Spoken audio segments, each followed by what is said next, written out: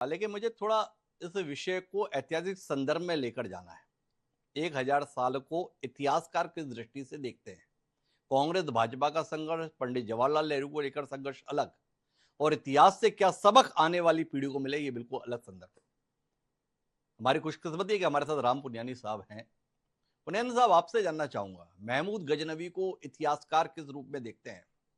सोमनाथ पर विदेशी आक्रांताओं के हमले हमारी कमजोरी को उद्घाटित करते हैं, हमारे आपसी झगड़े को रेखांकित करते हैं, हमारी जो दास्ता की मानसिकता है उसको प्रकट करते हैं, या हमारी शौर्य, हमारी बहादुरी, हमारे पौरुष का बखान करते हैं?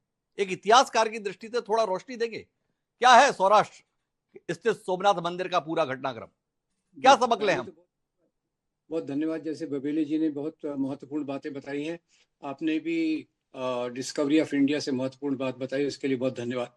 मैं एक ही मुद्दा जोड़ दूं जो मेरे से पहले बात चल रही थी कि इस मंदिर को बनाने के लिए एक ट्रस्ट बनाया गया था। जब गांधी जी ने कहा था कि सरकारी धन का इस्तेमाल नहीं होना चाहिए, संविधान के विरोध में है, नेहरू ने कहा, तो एक ट्रस्ट बनाया गया था जिसमें के.एम. मुंशी, सरदार वल्लभ भाई पटेल और गाडगिल, ये तीन महत्वपूर्ण मंत्री थे, और उन्होंने जनता से धन जमा करके इसको बनाया था।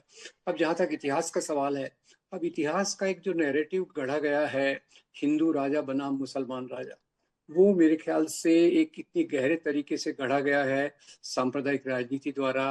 अंग्रेजों ने इसकी नींव डाली, हिंदू बनाम मुसलमान राजा, जबकि इस प्रकार का नैरेटिव उस समय नहीं था।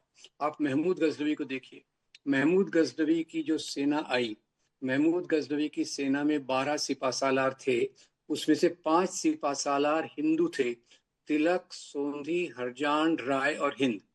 नंबर एक। जी। नंबर दो, वो जब आ रहे थे तो रास्ते में मुल्तान में अब्दुल फत दाऊद नाम का एक राजा था, मुसलमान राजा था।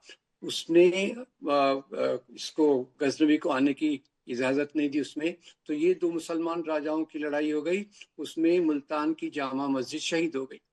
आगे ये आते हैं तो आनंद पाल जो हैं, वहाँ थानेश्वर के राजा, वो इनकी मदद करते हैं कि भाई आप ये मेरी तरफ से इतने हाथी ले जाओ, इतने घोड़े ले जाओ, जो आप काम कर रहे हैं, डर के मारे या जो भी हो। तीसरी बात देखिए, वहाँ जो चल रहा था, आ, ये गजनवी की बायोग्राफीज में आता है कि वो बुत शिकन था, यानी बुतों को तोड़ने वाला।